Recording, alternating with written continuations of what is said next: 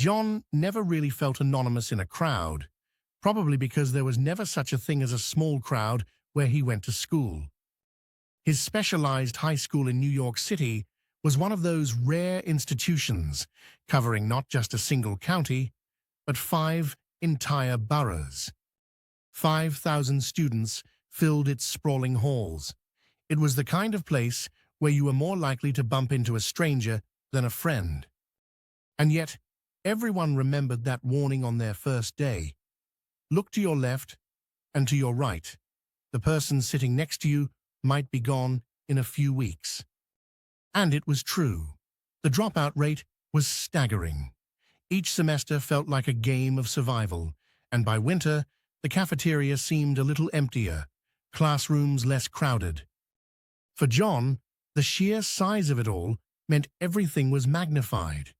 Instead of 2 chemistry labs, there were entire floors, whole wings devoted to Bunsen burners and spectrometers.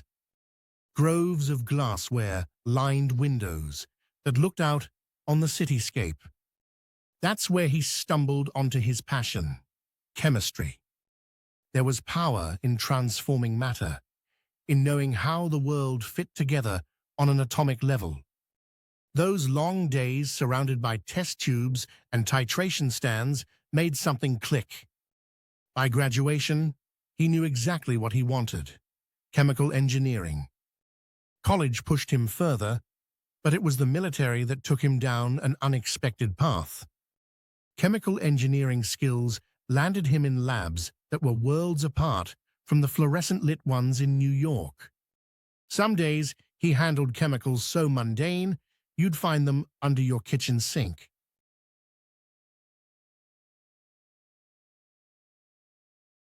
On others, he worked with substances so secret and potent, their names rarely left the 4 walls of the lab.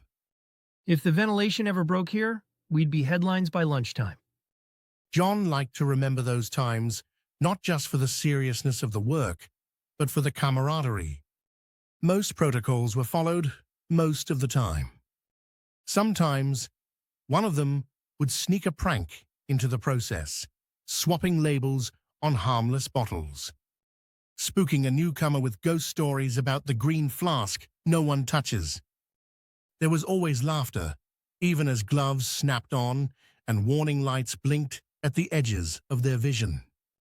Risk didn't mean recklessness to John, just the courage to trust the people beside you and find moments of levity in the pressure.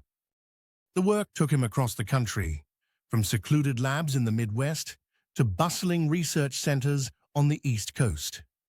Overseas, he found himself stationed in Korea, where the language and landscape changed, but the smell of distilled chemicals and challenge of secrecy felt entirely familiar. To this day, John credits those high school halls and the wild, white-tiled chemistry floors for teaching him the scale of possibility. And in every lab and every new place, he remembered, even when everything is scaled up, it's the small moments that matter most.